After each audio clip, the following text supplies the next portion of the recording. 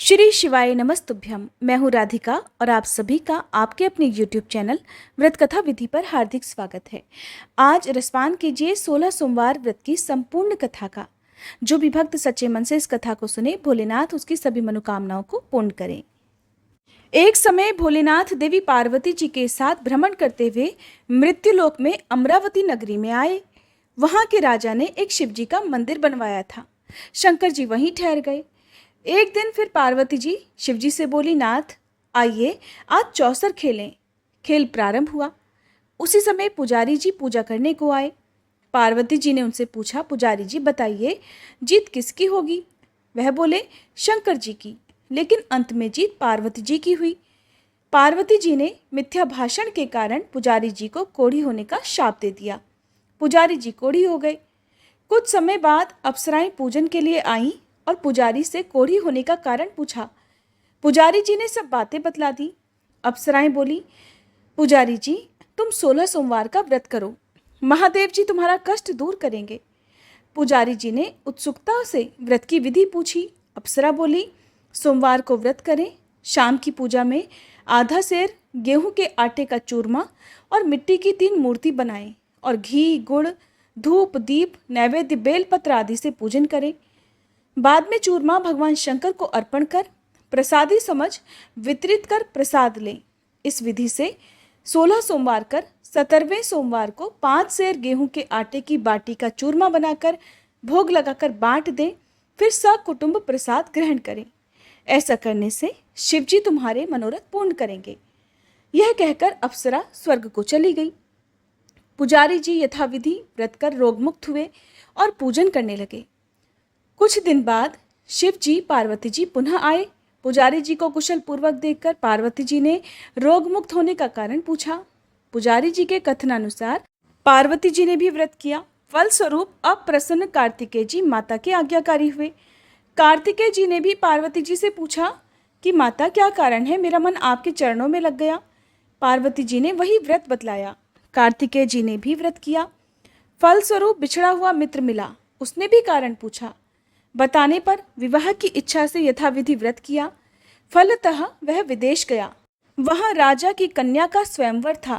राजा का प्रण था कि हथिनी जिसको माला पहनाएगी उसी के साथ पुत्री का विवाह होगा। वह ब्राह्मण भी स्वयंवर देखने की इच्छा से एक ओर जा बैठा। हथिनी ने माला उसी ब्राह्मण कुमार को पहनाई। धूमधाम से विवाह हुआ। तत्पश्चात दोनों सुख से रहने लगे। एक दिन राजकन्या ने पूछा, नाथ आपने कौन सा पुण्य किया जिससे राजकुमारों को छोड़ हथिनी ने आपका वरण किया? ब्राह्मण कुमार ने 16 सोमवार का व्रत सविधि बतला दिया। राजकन्या ने सत्पुत्र प्राप्ति के लिए इस व्रत को किया और सर्वगुण संपन्न पुत्र प्राप्त किया। बड़े होने पर पुत्र ने पूछा, माताजी किस पुण्य से मेरी प्राप्ति आपको हुई? राजकन्या ने सविधि 16 सोमवार व्रत बतला दिया। पुत्र राज्य की कामना से व्रत करने लगा। उसी समय राजा के दूतों ने आकर उसे राजकन्या के लिए वरण किया। आनंद से विवाह संपन्न हुआ और राजा के दिवंगत होने पर ब्राह्मण कुमार को गद्दी मिली। फिर वह इस व्रत को करता रहा। एक दिन इसने अपनी पत्नी से पूजन सामग्री शिवालय में ले चलने को कहा, परंतु उसने दासियों द्वारा भिजवा दी। जब राजा ने पूजन समाप्त किया तभी आकाशवाणी हुई कि इस पत्नी को निकाल दे, नहीं तो वह तेरा सत्यानाश कर देगी। प्रभु की आज्ञा मान उसने रानी को निकाल दिया। रानी अपने भाग्य को कोसती हुई नगर में बुढ़िया के पास गई। दीन दुखी देखकर बुढ़िया ने इसके सिर पर सूत की पोटली रखकर बाजार भेजा। रास्ते में आंधी आई, पोटली उड़ गई। बुढ़िया ने फटकार कर भगा दिया। वहां से वह तेली के यहाँ पहुंची तो सब बर्तन चटक गए। उसने भी निकाल दिया। पानी पीने नदी पर पहुंची तो नदी सूख गई। सरोवर पहुंची तो हाथ का स्पर्श होते ही जल में कीड़े पड़ गए। उसी जल को पीकर आराम करने के लिए जिस पेड़ के नीचे जाती वह सूख जाता। वन और सरोवर की ये दशा देखकर ग्वाल उसे मंदिर के गुसाई के पास ले गए। ये देखकर गुसाई जी समझ गए कि यह कुलीन अबला आपत्ति की मारी हुई है। उसे धैर्य बंधाते हुए बोले, बेटी तू मेरे यहाँ रह, किसी बात की चिंता मत कर। रानी अब आश्रम में रहने लगी, परंतु जिस वस्तु पर उसका हाथ लगे उसी में कीड़े पड़ जाएं। दुखी होकर गुसाई जी ने पूछा, बेटी किस देव के अपराध से तेरी यह दशा हुई? रानी ने बताया, मैंने पति आज्ञा का उल्लंघन किया है और महादेव जी के पूजन को नहीं गई।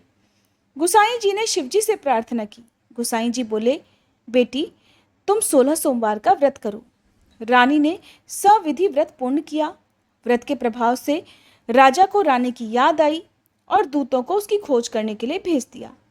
आश्रम में रानी को देखकर दूतों ने आकर राजा को रानी का पता बतलाया। राजा ने जाकर गुसाई जी से कहा, महाराज ये मेरी पत्नी है। शिवजी के रुष्ट होने से मैंने इसका परित्याग कर दिया था। अब शिवजी की ही कृपा से इसे लेने आया हूँ। कृपया इसे जाने की आज्ञा दें। गुसाई जी ने आज्ञा दे दी। अब राजा रानी नगर में आ गए। नगरवासियों ने नगर सजाया, बाजे बजने लगे, मंगलोच्चार हुआ।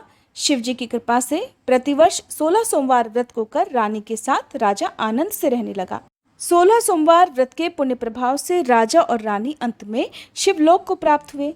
इस प्रकार जो भी मनुष्य भक्ति सहित और विधि पूर्वक 16 सोमवार व्रत को करता है और इस कथा को सुनता है, भोलेनाथ उसकी सभी मनोकामनाएं पूर्ण करते हैं और अंत में उसे शिवलोक की प्राप्ति होती है। जय भोलेनाथ। उम्मीद है ये कथा आपको पसंद आई होगी।